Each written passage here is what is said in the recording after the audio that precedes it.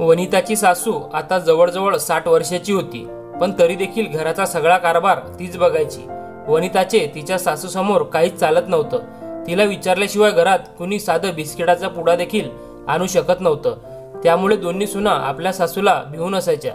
पण एक दिवस मात्र नीताचे लग्न झाले आणि ती तिच्या सासरी आली। सुरुवातीला तिला तिच्या सासरी सगळं काही ठीक वाटत होतं, पण नंतर तिला कळून चुकलं की तिच्या घरातले सगळे निर्णय तिची सासूच घेते। एकदा वनिताने तिच्या मोठ्या जावेला विचारले की ताई, तुमच्या लग्नाला किती वर्ष झाली, मग तुम्ही घरातले निर्णय घ्यायचा प्रयत्न का करत नाही?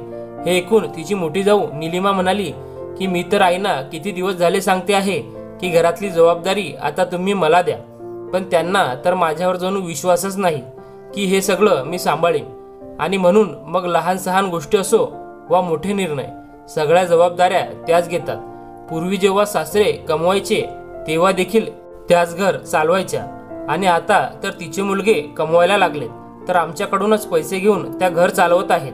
मी नवीन लग्न करून आले तेव्हा एकदा मी माझ्या मर्जीने पनीर मागवले तर त्या मला खूप रागावल्या आणि म्हणाल्या की हे असलं काही चालणार नाही, उगाच घरचं बजेट फिसकटतं। मला खूप विशेष वाटलं की मी माझ्या आवडीचा एखादा पदार्थ देखील मागवू शकत नाही। नंतर मग हळूहळू माझ्या लक्षात आलं की जोपर्यंत त्यांच्या मनाप्रमाणे या घरात सगळं घडत असतं तोपर्यंत या घरात सुख शांती असते। पण मी स्वतःहून जर काही करायला गेले तर मात्र त्यांना राग येतो, मग त्या माझ्याशी कित्येक दिवस बोलतही नाहीत। घरात उगाच तणतण नको म्हणून मग मीच गप्प बसते, कारण असल्या वातावरणात मला राहायची सवय नाही। म्हणून मग मी आता निवांत राहते। घरात कधी काय मागवायचं, काय बनवायचं, घरात काय सजावटीत फेरबदल करायचा, या सगळ्या गोष्टी आता आपली सासूच ठरवते। मला तरी काय करायचं, वाईट तर वाटतं पण असू दे, जोपर्यंत त्यांच्या मनात आहे तोपर्यंत सगळ्या जबाबदाऱ्या त्यांनाच घेऊ दे। पण तसं बघायला गेलं तर हे बरंच आहे, कारण एक प्रकारे आपल्याला जास्त टेन्शन घ्यायची गरज तरी पडत नाही। हे सगळं सांगत असताना निलिमाचा चेहरा पडला होता। तेव्हा वनिताला कळाले की या सगळ्या गोष्टीचं निलिमाला देखील वाईट वाटतंय, पण ती फक्त आपल्या दुःखावर फुंकर घालण्यासाठी हे सगळं सांगत आहे। एक दिवशी वनिता घरात टीव्ही बघत बसली होती आणि तिची सासू बाजारात गेली होती। त्याच वेळी वनिताच्या काही मैत्रिणी तिला भेटण्यासाठी तिच्या घरी आल्या। मग निलिमा आणि वनिता दोघींनी त्यांना आत बोलावून बसायला सांगितले आणि छान त्यांचं स्वागत केलं। मग मोठी जाऊ निलिमा त्या सगळ्या जणींना चहा करण्यासाठी स्वतः किचनमध्ये गेली आणि तिने पाहिलं तर साखर अगदी थोडी शिल्लक होती।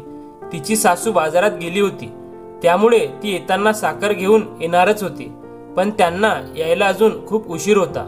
म्हणून मग निलिमाने हळूच येऊन वनिताला ही गोष्ट सांगितली। तेव्हा वनिता तिला म्हणाली की तुम्ही काही काळजी करू नका, मी शेजारच्या बंटीला सांगून समोरच्या किराणा दुकानातून 1 किलो साखर आणायला लावते।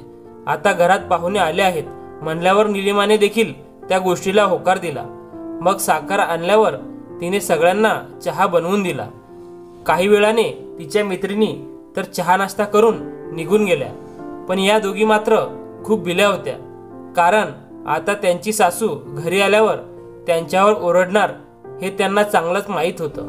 तेवढ्यात मग निलिमा म्हणाली की आपण एक काम करूया, आपण आईंना फोन करून सांगूया की येताना तुम्ही साखर आणू नका, आम्ही इथे साखर आणली आहे। म्हणून मग निलिमाने तिच्या सासूला फोन लावला, पण सासूने काही तिचा फोन उचललाच नाही। आता दोघींना खूपच टेन्शन आलं होतं। वनिताला तर खूपच वाईट वाटलं होतं की 1 किलो साखरेसाठी त्या दोघींची अवस्था अशी झाली होती। बऱ्याच वेळानंतर त्यांची सासू बाजारातून पिशव्या घेऊन घरी पोहोचली। सासूला रिक्षात सामानासोबत बघून त्या दोघी जावा लगेच पुढे पळत गेल्या आणि त्यांनी त्या सगळ्या पिशव्या रिक्षातून उतरून घरात घेऊन आल्या। त्या दोघींच्या छातीत भीतीने आता धडधडू लागले होते, पण काहीही झाले तरी त्यांना हिम्मत करून सगळं सांगावंच लागणारच होतं आणि खोटं बोलून चालणार नव्हतं, कारण त्यांना भीती वाटत होती की उद्या जर शेजारच्या बंटीने त्यांच्या सासूला सांगितलं की त्याने साखर आणून दिली होती तर। वनिताने भीतभीत आपल्या सासूला सांगितले की आई, आज माझ्या काही मैत्रिणी मला भेटायला आपल्या घरी आल्या होत्या। हे ऐकून त्यांची सासू सामानाच्या पुड्या सोडत सोडत म्हणाली की ठीक आहे। तेवढ्यात निलिमा म्हणाली की पण आई, त्याचवेळी घरातली साखर नेमकी संपली होती, म्हणून मग मी समोरच्या दुकानातून साखर मागवली. आता हे ऐकताच तिच्या सासूचा चेहरा रागाने अगदी लाल होऊ लागला. ती रागातच म्हणाली की किती वेळा मी तुम्हाला सांगितलं आहे की या घरातल्या जबाबदाऱ्या तुम्ही उचलायला नाहीत म्हणून. कुणी सांगितलं होतं समोरच्या दुकानातून साखर आणायला? तो समोरचा दुकानदार 5-10 रुपये वाढूनच विकतो आणि मी तर बाजारातून साखर आणणारच होते ना. हे ऐकून मोठी सून निलिमा म्हणाली की आई, तुम्हाला यायला अजून खूप वेळ होता आणि चहा पण बनवायचा होता. म्हणून मग नाईलाजाने तिची सासू तिला मध्येच थांबवत म्हणाली की म्हणून तर मी म्हणाले की तुम्ही लोक घर संसार चालवायच्या लायकीच्या नाहीत. अगं, जर घरात साखर नव्हती तर तुम्ही त्यांना गुळाचा चहा बनवून देऊ शकत नव्हता का? का तुम्हाला गुळाचा चहा बनवायला येतच नाही? घर कसं चालवायचं हे तुम्हा दोघींना अजिबातच कळत नाही. आमच्या काळात काडी काडी जोडून मी संसार कसा चालवत होते मलाच माहीत. इतक्या वर्षाचा अनुभव आहे मला आणि म्हणूनच मी ही जबाबदारी तुम्हाला देत नाही. हे सगळं आतापर्यंत खाली मान घालून ऐकून झाल्यावर आता दोघी सुना आतल्या खोलीत निघून गेल्या. निलिमाला खूप राग येत होता. ती म्हणत होती की जर का चुकून एखाद्या दिवशी 5-10 रुपये जास्त खर्च झाले तर एवढं बोलायची काय गरज आहे? तसेही आमचे पती या घरातला खर्च भागवायला आपला पैसा देतातच की. मग काय आम्ही थोडाफार खर्च नाही का करू शकत? आम्ही काय फालतूचे पैसे थोडेच उडवले होते? आई आता जवळजवळ 60 वर्षाच्या झाल्या आहेत, तरी पण अजून घराचा सगळा कारभार त्याच बघत आहेत. त्यांना विचारल्याशिवाय घरात कुणी साधा बिस्किटाचा पुडा देखील आणू शकत नाही. दोन्ही सुना रागात होत्या. छोटी सून सुद्धा आता म्हणू लागली की आम्ही तर त्यांना किती वेळा समजावण्याचा प्रयत्न केला. आम्ही आता काय लहान आहोत का? आम्हाला काही कळत नाही का? आम्ही आता मोठे आहोत, मग आम्हाला तरी आमच्या हिशोबाने घर चालवायला कधी मिळणार? निलिमा म्हणाली की अगं वनिता, तू तर आत्ता आत्ता या घरात आली आहेस. मी तर किती वर्ष झाली हे सगळं सहन करत आहे. आमच्या नवऱ्याच्या पैशावर देखील आमचा अधिकार नाही. त्या दोघी तिथे बोलत असतानाच त्यांचे सासरे तिथे आले आणि निलिमाला म्हणाले की सुनबाई, हे बघ, मी गरम गरम कांदा भजी आणली आहे. पटकन चहा बनव आणि सगळ्यांना बोलव, नाहीतर ही कांदा भजी गार होईल. हे ऐकताच निलिमा लगेच किचनमध्ये गेली. तिच्या मागे मागे वनिता देखील तिला मदत करायला गेली. सासऱ्यांनी त्यांच्या बायकोला आवाज दिला, बकुळाबाई कुठे आहात? या जरा इकडे. आवाज ऐकून सासूबाई बाहेर आल्या. आता सासरे म्हणाले की हे बघ, तुझ्यासाठी तुझी आवडती गरमागरम कांदा भजी घेऊन आलोय. चल बस, खायला सुरुवात कर. तोपर्यंत सुना चहा बनवून आणतील. त्यांची बायको त्यांच्या समोर बसून कांदा भजी खाऊ लागली. त्यांना त्यांच्या बायकोला खूप काही सांगायचं होतं, पण त्यांना माहीत होतं की बोलून काही फायदा होणार नव्हता. त्यामुळे ते गप्प बसले. खरं तर सासऱ्यांनी त्यांच्या दोन्ही सुनांचं ते सगळं बोलणं ऐकलं होतं आणि तेव्हापासूनच त्यांच्या मनात घालमेल सुरू झाली होती.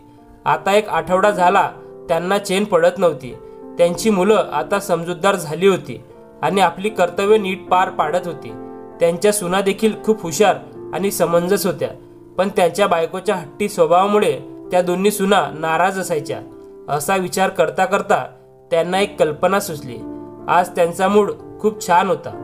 त्यांनी आपल्या बायकोला बोलवले आणि शेजारी बसवत तिला म्हणाले की तुला आठवतं का, आपले लग्न झाले तेव्हा सुरुवातीच्या दिवसात तुला उटी आणि म्हैसूरला फिरायला जायचे होते.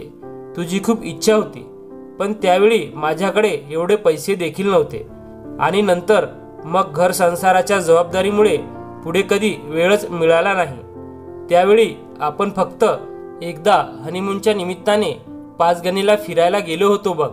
त्यानंतर तसं कधी फिरायला म्हणून कुठे जाऊ शकलो नाही. सुट्टीत तू कधी तुझ्या माहेरी जायचीस तर कधी कुणाच्या लग्नाला जावं लागायचं आणि त्यातच सुट्टी संपायची. आता बघ, माझ्याकडे भरपूर वेळ आहे आणि पेन्शनचे पैसे देखील आहेत. मग आपण म्हातारपणी आपले राहिलेले स्वप्न पूर्ण करूया का? आता आपल्याला सगळ्या जबाबदारीतून मुक्त होऊन जगायला पाहिजे. तुला काय वाटतं? हे ऐकून सासूबाई म्हणाल्या, हे घर सोडून मी कधी जाणार? मग घर कोण चालवणार? मलाच घर चालवायला पाहिजे ना. आपल्या सुना तर त्यांना काहीच येत नाही. हे ऐकून सासरे हसत म्हणाले की इथेच तर माणूस चुकतो. प्रत्येकाला वाटतं की माझ्याशिवाय काही होऊच शकत नाही, पण खरं तर या जगात कुणा वाचून कुणाचं काहीच नडत नाही. हो, पण सुरुवातीला चुका होतातच, पण नंतर मात्र सगळेजण शिकतातच. की जेव्हा तू लग्न करून या घरात आली होतीस तेव्हा सुरुवातीला तू सुद्धा कितीतरी वेळा चुकत होतीसच. तू काही घर संसार चालवायचा ट्रेनिंग घेऊन थोडीच आली होतीस. मग हळूहळू तू तुझ्या चुकातून शिकलीस आणि तुझा अनुभव पक्का झाला. आपल्या सुना देखील हळूहळू शिकतीलच की, पण तू त्यांना संधी तर दे. असं तर तू आयुष्यभर संसाराच्या चक्रात अडकून बसशील. मग स्वतःसाठी कधी जगणार? तू खूप साधी भोळी आहेस. तू सगळ्या घराच्या जबाबदाऱ्या घेतीस म्हणून सुना निवांत असतात. त्या दोघी निवांत आपले आयुष्य मजेत जगत आहे. त्यांना थोडी संधी तर दे. त्यांच्यावर घराची जरा जबाबदारी टाक. चल, आपण दोघे आता स्वतंत्र होऊन मस्त मजेत फिरूया, आपली लाईफ जगूया. हे सगळं ऐकून सासूबाई विचारात पडल्या, पण त्यांना हे सगळं पटत होतं.